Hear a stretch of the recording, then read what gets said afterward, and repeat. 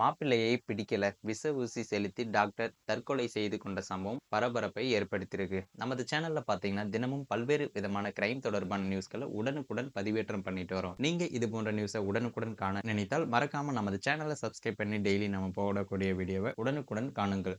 தருமபுரி மாவட்டம் ஹரிஹரநாதர் கோவில் தெருவைச் சேர்ந்தவர் மோனிகா. இவர் பிலிப்பைன்ஸில் எம்பிபிஎஸ் முடித்துவிட்டு கடந்த 2 வருடங்களாக தருமபுரி டவுனில் இருக்கும் தனியார் மருத்துவமனையில் டாக்டராக வேலை பார்த்து வந்துள்ளார். நேற்று முன்தினம் இரவு பணிக்கு சென்ற மோனிகா நள்ளிரவு தனி அறையில் தூங்கியுள்ளார். அதிகாலை 2 மணிக்கு புறநோயாளி பிரிவுக்கு நோயாளிகள் வந்ததால் செவிலியர்கள் அந்த அறைக்கு சென்று கதவை தட்டினார்.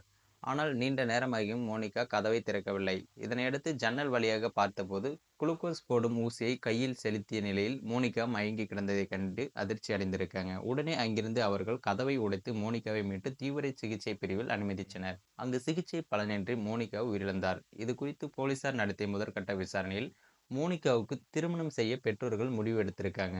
அவர்கள் பார்த்த மாப்பிள்ளையை தனக்கு பிடிக்கவில்லை என மோனிகா தோழியிடம் கூறி வந்தார். இதனால் ஏற்பட்ட மன உளைச்சலில் தவறான மருந்தை ஊசியில் செலுத்தி மோனிகா தற்கொலை செய்து கொண்டது தெரிய வந்திருக்கு. அவரது கைப்பையில் 40 தூக்க மாத்திரைகளும் இருந்தது அதிர்ச்சியை ஏற்படுத்தியிருக்கு. மேலும் இந்த சம்பவம் பார்த்தீங்கன்னா அப்பகுதி மக்களிடையே மிகவும் சோகத்தை ஏற்படுத்தியிருக்கு. மேலும் இது போன்ற வீடியோக்களை உடனுக்குடன் காண மறக்காம நமது சேனலை சப்ஸ்கிரைப் பண்ணி டெய்லி நம்ம போடக்கூடிய வீடியோவுக்கு உங்களுடைய ஆதரவுகளை தெரிவிங்க.